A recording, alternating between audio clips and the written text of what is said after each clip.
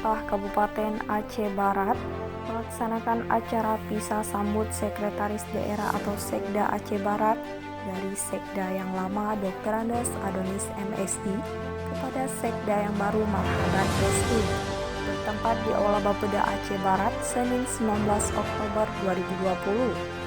Acara tersebut dihadiri oleh Bupati Aceh Barat Haji Ramli MS, Sekda lama Dr. Andes Adonis MSI, Sekda baru Marhaban SI, para asisten dan kepala SKPK serta undangan lainnya.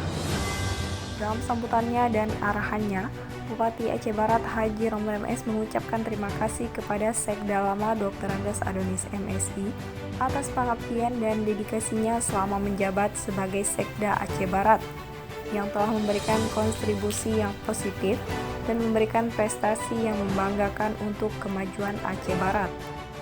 Bupati Ramli MS mengatakan selama Pak Adonis bertugas sebagai Sekda, banyak hal yang sudah ia perbuat dan banyak prestasi yang sudah ia berikan dalam mengangkat harkat dan martabat Kabupaten Aceh Barat.